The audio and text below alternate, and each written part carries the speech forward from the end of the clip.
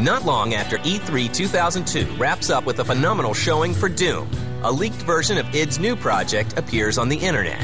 We would get mail from people saying, I played the demo and it had all these problems. Whatever, it's not a demo, it was a stolen, leaked executable. The notorious sort of Doom 3 alpha wasn't really even an alpha at all. It was actually a build of the game that had been built up for E3 that I'm not exactly sure how it got out. People got a hold of that, and of course, it began to distribute over the internet. We'd obviously prefer that something like that never happen, but it doesn't really hurt us that much.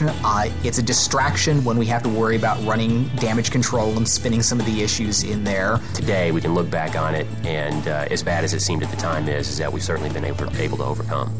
But I don't think that there's going to be anybody that got a hold of that for some reason that won't buy the game because they saw that. It's obviously too far away, too much has changed since then. id forges ahead, making advances in a new area. They took my baby.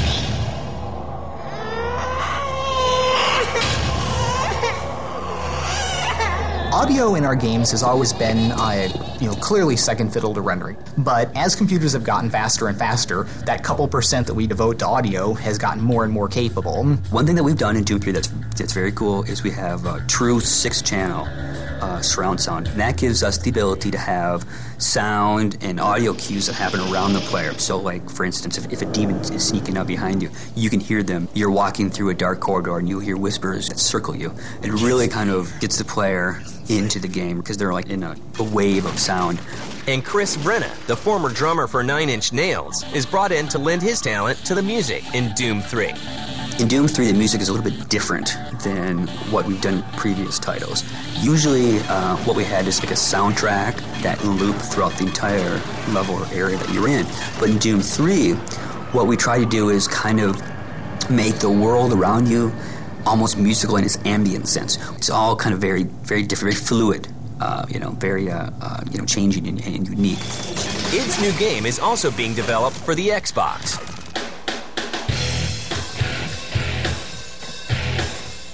The original core rendering decisions for Doom were influenced very specifically by the capabilities of the Xbox. We knew at the time what the Xbox was going to be like coming out, and the rendering of what we do with geometry and surfaces and textures and all that was crafted around something that was going to be efficient on the Xbox. One of the great things about the Xbox is the technology in the Xbox is very similar to the technology that John looked at when he architected the engine.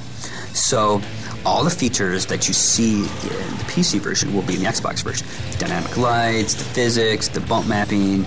Now, of course, there will be things that are different, but I believe that people that don't have a PC that have an Xbox will still be able to enjoy what the PC people will be raving about. Doom 3 is shown again at E3 in 2003 and 2004. Each time it appears, attendees are awed. Work on the game begins to wrap up. I'm sure it's going to be a huge release when everything gets out here, but everyone should be really looking forward to getting the game out on the shelves because the response should be just really phenomenal. Every gamer on the planet right now wants to get their hands on Doom 3.